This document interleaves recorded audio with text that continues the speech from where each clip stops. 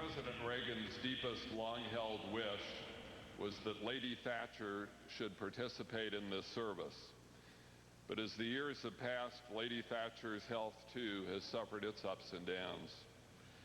18 months ago, her doctors advised her to give up all formal public speaking.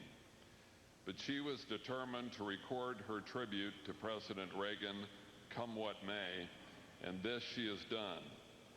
She was equally determined on learning of the President's death to be with us today. The next voice you will hear will be Lady Thatcher's. We have lost a great president, a great American, and a great man, and I have lost a dear friend. In his lifetime, Ronald Reagan was such a cheerful and invigorating presence that it was easy to forget what daunting historic tasks he set himself.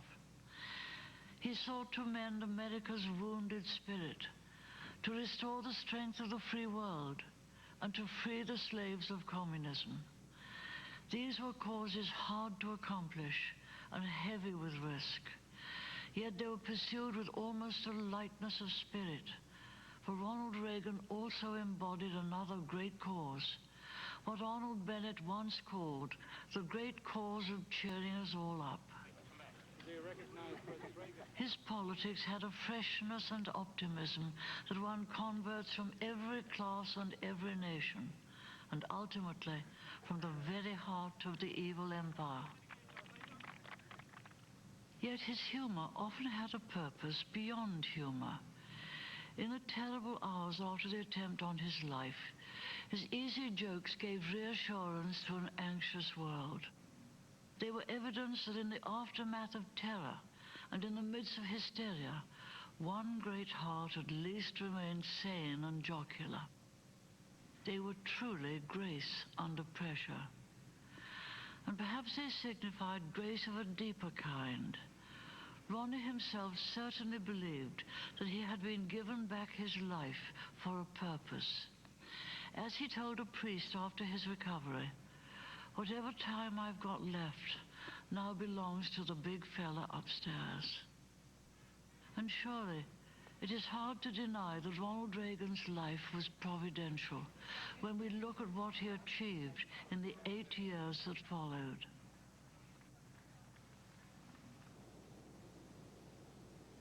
Others prophesied the decline of the West. He inspired America and its allies with renewed faith in their mission of freedom. Others saw only limits to growth. He transformed a stagnant economy into an engine of opportunity. Others hoped at best for an uneasy cohabitation with the Soviet Union.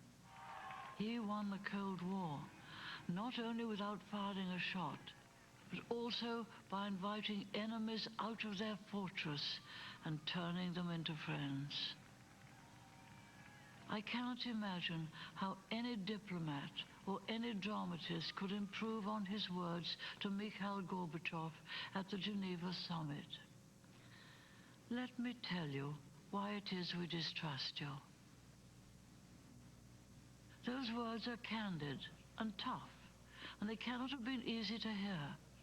But they're also a clear invitation to a new beginning and a new relationship that would be rooted in trust. We live today in the world that Ronald Reagan began to reshape with those words. It is a very different world with different challenges and new dangers. All in all, however, it is one of greater freedom and prosperity, one more hopeful than the world he inherited on becoming president. As Prime Minister, I worked closely with Ronald Reagan for 8 of the most important years of all our lives. We talked regularly, both before and after his presidency, and I've had time and cause to reflect on what made him a great president. Ronald Reagan knew his own mind. He had firm principles, and I believe right ones. He expounded them clearly. He acted upon them decisively. God bless America. Ronald Reagan's life was rich, not only in public achievement, but also in private happiness. Indeed, his public achievements were rooted in his private happiness. The great turning point of his life was his meeting and marriage with Nancy. On that we have the plain testimony of a loving and grateful husband. Nancy came along and saved my soul. We share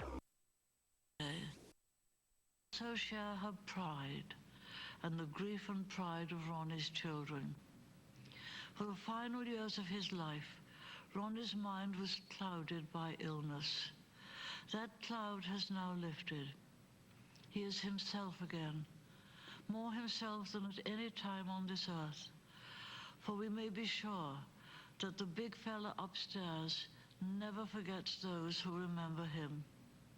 And as the last journey of this faithful pilgrim took him beyond the sunset, and as heaven's morning broke, I like to think, in the words of Bunyan, that all the trumpets sounded on the other side.